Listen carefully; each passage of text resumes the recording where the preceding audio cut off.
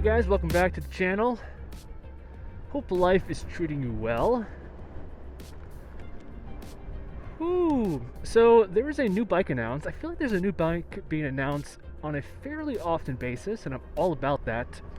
The latest bike is from Ride One Up. That's the name of the company. You guys might be familiar with them.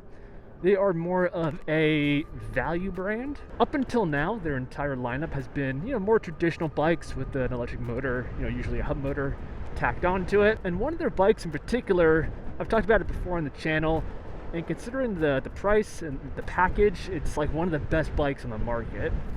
So this company knows how to make a bike, and they just released a completely new style of bike that is much more similar to the electric mopeds that Super73 and Ariel Rider produce.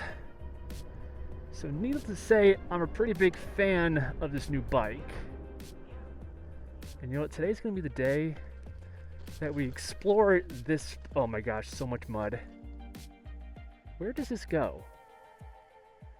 Only one way to find out. Oh my gosh. Oh. It's nothing but mud. Okay, we're doing it.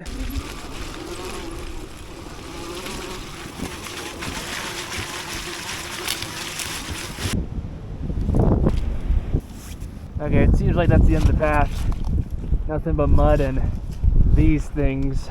Okay, so this new bike is more of the, people call it the moped. I hate that term, but it's what most e-bikes have, and the defining characteristic are the wheels, the 20 by 4 inch wide fat tires. All of their previous bikes have bike wheels, which are much larger in diameter and skinnier in width. And I've had both. My first e-bike ever was an actual bike, 27.5 inch tires. And of course now I have fat tires. And I gotta say unequivocally, the fat tires, when you have a motor, is just significantly better. I mean, you guys just saw the only reason why I didn't just get stuck in mud is because of my fat tires. Another advantage of these wheels is the smaller footprint it gives the bike. My previous bike with the 27.5 inch mountain bike wheels, that thing was just ridiculously huge. This is super easy to move in and out of the house, to stand over comfortably. I can easily touch the ground. Okay, but aside from the tires, this bike comes in full suspension, which I think is the first ever full suspension model from this company. But there's also a cheaper hardtail version. So this cheaper model is $1,800, which is very respectable. But along with missing the rear suspension, the battery is also a little bit smaller, and the front suspension fork is a little bit less capable as well. But to be honest, I don't see why you wouldn't get the better bike, because it comes in at just under $2,400, which by the way is the exact same price as the X Class, so that's the direct competition here. And just like with the X Class, this has a pretty awesome 52 volt 20 amp hour battery, and it uses a hub motor, the pretty usual 750 watt Bafang geared hub, and that just happens to be the exact same motor I have on this bike right now. Based off of my calculations, the controller is 28 amps, so that means the peak power of this bike should be more in the range of 1,500 watts. So that's a good amount of power. It allows you to just barely ride it as an electric motorcycle if you want, but it's also, semi-legal. But just be aware that the X Class is a bit more powerful. That motor is nominal 1,000, peak of 2,000. And in terms of the design, I gotta say I like it. The seat looks very comfy. And again, comparing it to the X Class, I mean, this is just personal preference, but I think I like the Ride One Up a little bit more. It just looks a bit more sleek. It's not a huge difference. I also like smaller things like the headlight. I noticed that they're using a generic headlight, which is fine, nothing wrong with that. Saving money is always a cool thing. But it just so happens to be the exact same headlight that my Fido T1 has. So I know from experience that that thing is super bright. It's like the brightest bike headlight I've ever seen. So I like to see that on this bike. And I think just from looking at the images, it does have turn signals too. I think. I could be wrong, but I think I saw turn signals. It also has hydraulic disc brakes. They're cheap, they're not like super expensive ones or anything like that. But to me, when it comes to these high-powered e-bikes, and I would categorize, a 52-volt, 1,000-watt bike as high-powered, mechanical disc brakes are inexcusable. I don't know how some companies are still getting away with selling mechanical disc brake e-bikes. You gotta use hydraulics. Even if they're cheap, they're still significantly better than mechanical. And luckily, that's the path they took with this bike. So yeah, that's the new Rev 1 from Ride One Up. 750 watts, peak of about 1,500. It's fat tire, full suspension, hydraulic disc brakes, a headlight, possibly turn signals.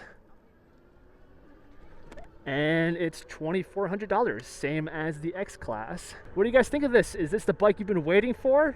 Or is it just another kind of middle-of-the-road bike? Let me know your thoughts in the comments. Why am I going this way? This is a hospital.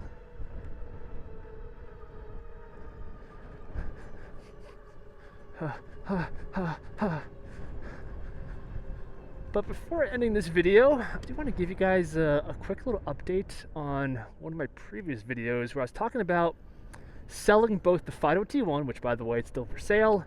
I'll leave the eBay listing below. But I also mentioned potentially selling this bike and then using the combined revenue to buy something like a Sur-Ron. And I've been putting a lot of thought into this. And I was looking into ways to upgrade in this bike, because the reason why I kind of want to sell this bike, even though it's great and it's super unique and it's a 60-volt battery and all that kind of stuff, I still wish the battery was bigger. That's kind of my main thing. I wish it was both 72 volts, so slightly higher voltage and a higher capacity. And this battery, being 60 volts, 19.2 amp hours, is the biggest battery that I could realistically put on this bike. I was browsing Alibaba, and I did find, some batteries that are physically bigger like this one, but there's just no way to mount it on this bike frame in a clean, sustainable way.